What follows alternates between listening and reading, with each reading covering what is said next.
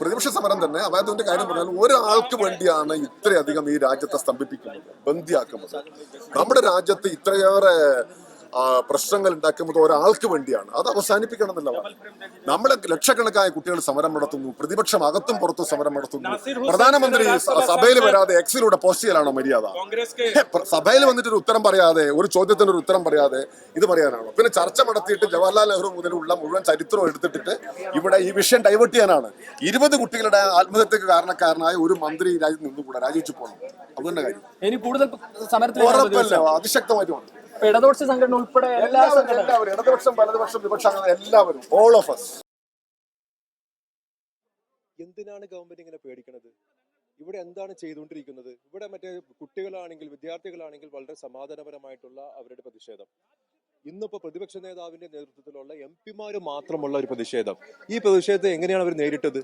അവർ നേരിട്ടെന്ന് പറഞ്ഞാൽ ബസ്സുകൾ കുറുകെ ഇട്ട്, ബാരിക്കേഡ് ഇട്ട്, 1 ഇഞ്ച് പോലും മുന്നിലേക്ക് പോകാൻ പറ്റാതെ എല്ലാ മെട്രോ സ്റ്റേഷനുകളും അടച്ച്, അതേപോലെ തന്നെ നാഷണൽ സെക്യൂരിറ്റി ആക്ട് അനുസരിച്ചിട്ട് എല്ലാവരും തടഞ്ഞു വെക്കാനുള്ള ഒരു അധികാരം പോലീസിന് കൊടുത്ത് ആ രീതിയിലാണ് ഇപ്പൊ. അപ്പൊ എന്റെ ജനാധിപത്യം തീർന്നൂടെ? ഇവിടെ ഇപ്പൊ എമർജൻസിയാണ്, ശരിക്കും അടിയന്തരാവസ്ഥയാണ് നടക്കുന്നത്. ജനങ്ങളുടെ അവകാശം ഇല്ലാത്ത രീതിയിലേക്കുള്ള ഒരു സംഗതിയിലേക്ക് പോയിക്കൊണ്ടിരിക്കുകയാണ്.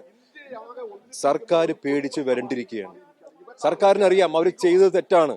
പക്ഷെ ആ തെറ്റ് വെളിപ്പെടുത്താനോ, ആ തെറ്റിന് പരിഹാരമായിട്ട് ആ മന്ത്രിയെ രാജിവെപ്പിക്കാനോ, അതിനു വേണ്ടിയിട്ടുള്ള പരിഹാര ക്രിയകൾ ചെയ്യാനോ അവർക്ക് അതിന് പറ്റണില്ല അവർക്ക്.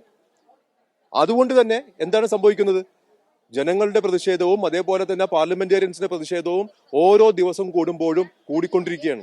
ഇതെല്ലാം പ്രതീകാത്മകമാണ്. പക്ഷെ പ്രതീകാത്മകമാണെങ്കിൽ പോലും നിങ്ങൾ കണ്ടില്ലേ ആ പറയുന്ന ബസ്സിന്റെ പുറകെയിൽ എത്രമാത്രം പ്രവർത്തകരാണ് വന്നുകൊണ്ടിരുന്നത് എന്നുള്ളത്. അപ്പൊ ജനം കയ്യിലെടുത്തിരിക്കുകയാണ്. ബസ്സിനെ പോലും ബാരിക്കേഡ് വെച്ച്, പിന്നെ ബസ് വെച്ച് തടയുന്നു. ആരാണ് അതിന്റെ ഉള്ളിലുള്ളത്? പ്രതിപക്ഷ നേതാവായിട്ടുള്ള രാഹുൽ ഗാന്ധിയും അതേപോലെ തന്നെ MP-മാരുമാണ് അതിനകത്തുള്ളത്. അക്രമാസക്തമായിട്ടുള്ള ജനക്കൂട്ടമല്ല അതിനകത്ത് ഉണ്ടായിരുന്നത്. നേരത്തെ തന്നെ പറഞ്ഞു, ഞങ്ങൾ ഗാന്ധി സ്മൃതിയിലേക്കാണ് വരുന്നത്, സമാധാനപരമായിട്ടുള്ള പ്രതീകാത്മകമായിട്ടുള്ള ഒരു പ്രൊട്ടസ്റ്റിന് മാത്രമാണ് വരുന്നതെന്ന് നേരത്തെ പറഞ്ഞു. എന്നിട്ടാണ് ഈ കാണിക്കുന്നത്. അപ്പൊ ഇവിടെ MP-മാർക്ക് പോലും രക്ഷയില്ലെങ്കിൽ നമുക്കറിയാം ഈ രാജ്യം ഏത് രീതിയിലേക്കാണ് മുന്നോട്ട് പോയിക്കൊണ്ടിരിക്കുന്നത് എന്നുള്ളത്. പക്ഷെ അയാൾ രാജിവെക്കാതെ, പ്രധാൻ രാജിവെക്കാതെ ഇതിന് യാതൊരു വിധത്തിലുള്ള അവസാനം ഉണ്ടാവുകയില്ല. തുടക്കമാണ്. നമ്മൾ ഇത് ലക്ഷ്യത്തിലേക്ക് എത്തുന്നത് വരെ നമ്മൾ ഈ പ്രക്ഷോഭമായിട്ട് നമ്മൾ മുമ്പോട്ട് പോകും. ഇന്ത്യ പോലത്തെ ഒരു ജനാധിപത്യ മതേതര രാഷ്ട്രത്തിൽ ഇത്തരമൊരു നടപടി ആരുടെ ഭാഗത്തുനിന്ന് വന്നാലും അതൊരിക്കലും വെച്ചു പൊറുപ്പിക്കാൻ പാടില്ല. അത് രാജ്യത്തിന്റെ അസ്തിത്വത്തെ ബാധിക്കുന്ന ഘടകമാണ് എന്ന കാര്യത്തിൽ ഒരാൾക്കും സംശയമില്ല എന്നതാണ് ഞങ്ങളെയൊക്കെ വിശ്വാസം.